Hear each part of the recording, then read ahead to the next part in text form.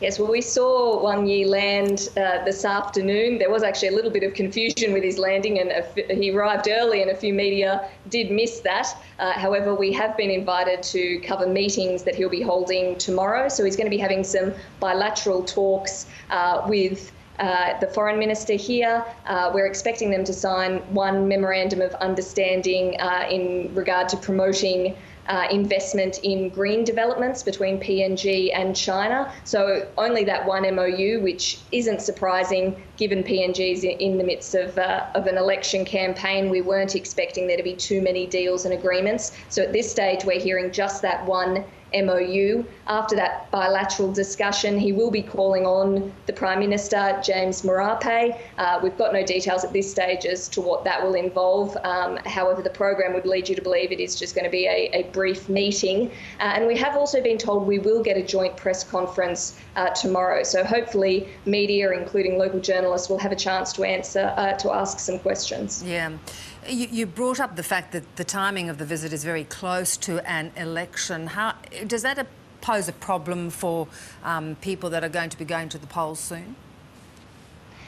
Yes, look, it has raised some concern and some controversy locally. We are in the midst of a campaign, so we could see a change of government in the next couple of months. All the politicians and the want-to-be politicians are all out campaigning. So there has been some criticism surrounding that.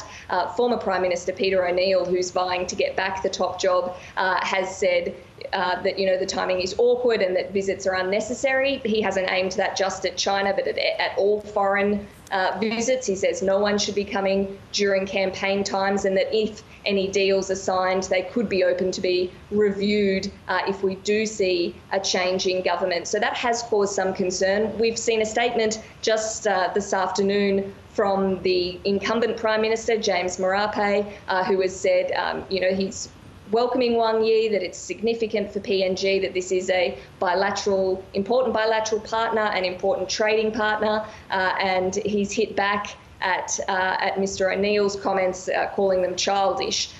So he says, PNG's mantra of friends to all and enemies to none was brought up again, obviously in reference to the geopolitics that we're currently seeing in the region. But Mr Marape will be meeting with Wang Yi tomorrow and as I say, has now put out that statement saying that the visit is welcomed. It is a curious decision, though, for China to promise body armour, should I say, for police to be used during the polls.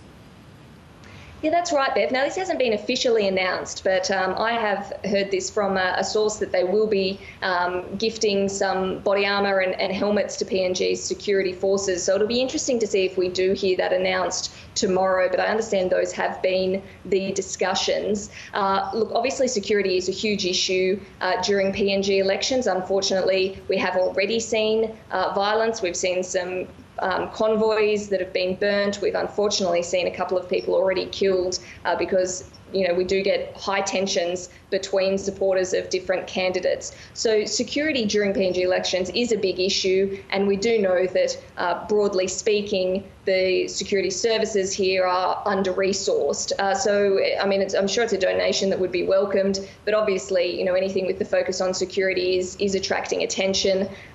We have got Australian defence personnel, extra Australian defence personnel currently in the city. There was going to be around 100 defence personnel involved helping with logistics and security, which is something that Australia provides at most elections at the request of PNG. Talking of those logistics, PNG elections are famously very big challenges. How are preparations going? Yeah, that's right. This is such a big country, a lot of people, and just so remote and rugged to get places. So, logistically, it is incredibly difficult. As I say, Australia has been lending some support. I understand around $20 million has been given to assist with preparations, ballot printing, logistics. I know ADF is also going to be involved in assisting with airlifting. Obviously, though, this is all being led by PNG, and they're the people that are on the ground. We've got electorate officials trying to get out. We see staged polling, so voting will actually go over several weeks.